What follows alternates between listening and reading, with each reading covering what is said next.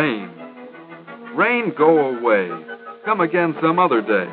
Two young fellas want to play. One is Fred. He lives on this farm. The other is Pete. He lives in the city. He's visiting Fred.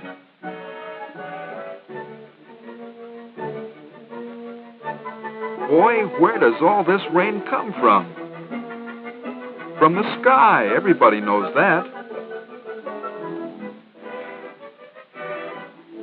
But what Pete really wants to know is, how does the water get into the sky? Well, let's see.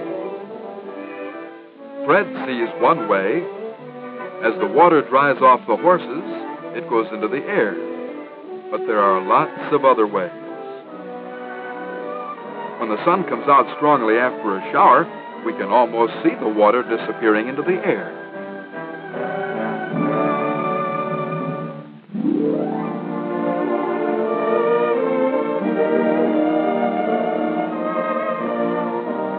Here, heat from the sun is drying the roof. Water at the top edge of the puddle slowly disappears into the air right before our eyes. Billions of gallons of water go into the air every hour from the ponds, lakes, rivers, and oceans all over the world. In fact, everything that dries is giving water to the air. Even wet fields do this.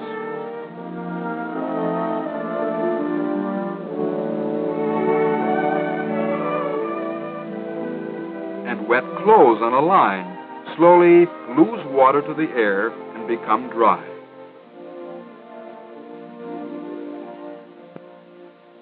Whether you can see it or whether you can't, water is always going into the air from many things.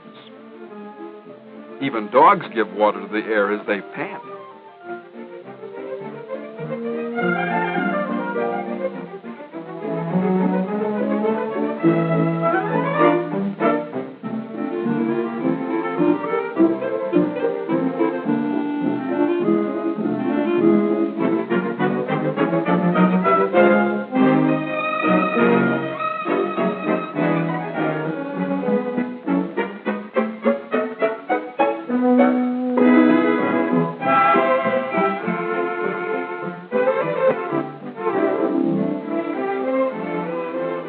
People, as well as animals, have to replace the water their bodies give off to the air.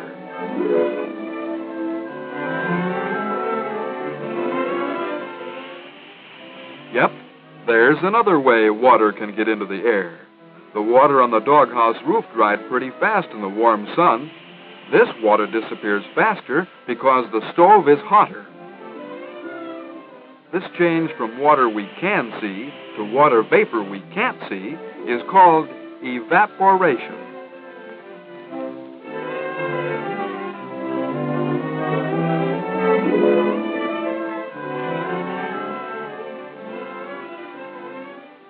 No, that's not evaporation.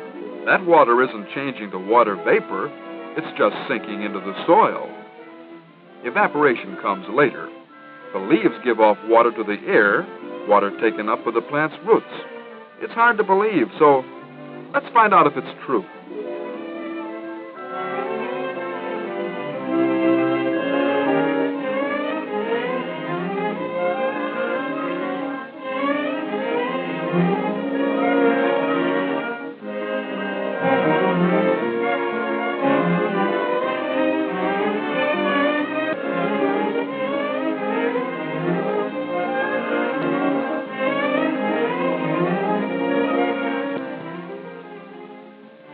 First, a cardboard disc to cover the wet soil.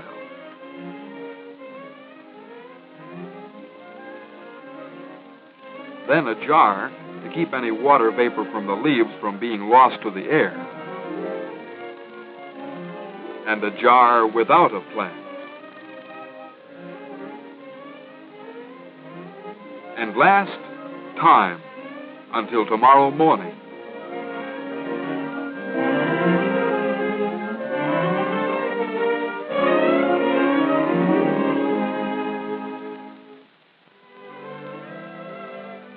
During the night, the plant gave off water because the jar without the plant is dry.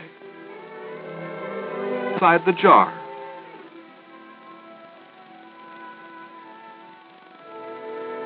droplets, just like the droplets that form when the moisture from Fred's warm breath hits the window glass. The water vapor changes into very small drops of water because the window is cold. In the same way, the water vapor from the plant changed to water when it touched the cooler surface of the jar. What happens if the glass is warm? The best way to answer such a question is to try it. First, a glass is warmed.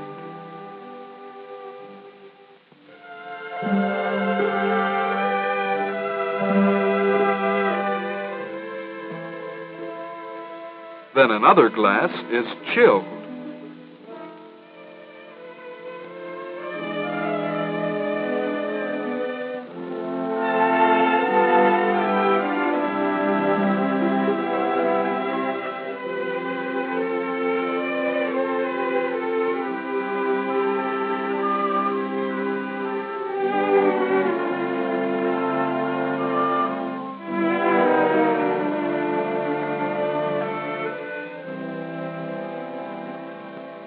What happens? With the warm glass, nothing. But soon on the cold glass, water collects, water from the air. When this happens, it's called condensation.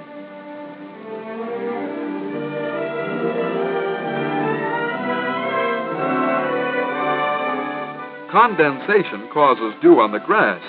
During the night, when the earth and grass is cooler than the air, condensation takes place, and the water vapor forms little drops of water. The cloud from the spout of the tea kettle is condensation of the water vapor from the tea kettle hitting the colder air. The water vapor in the warm air of the room forms a cloud as it hits the very cold air from the refrigerator.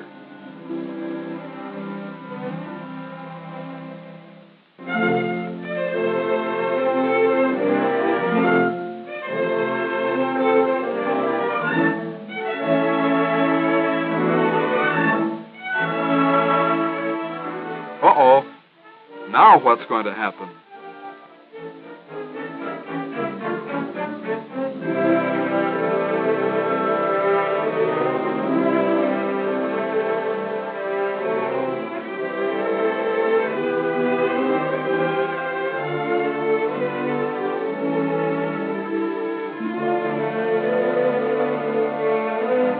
Condensation.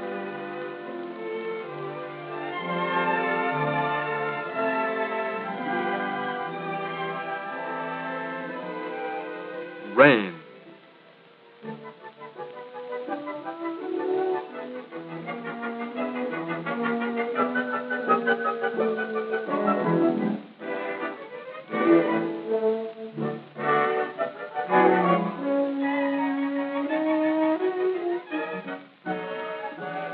The hot water in the kettle gives off water vapor to the air by rapid evaporation, just as rivers, lakes, and ponds give off water vapor to the air by slow evaporation.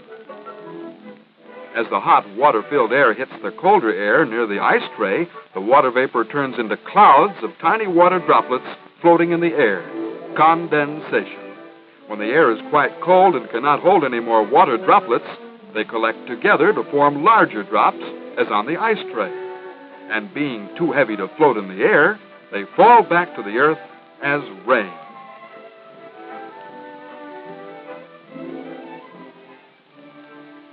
Without water in the air, we couldn't live.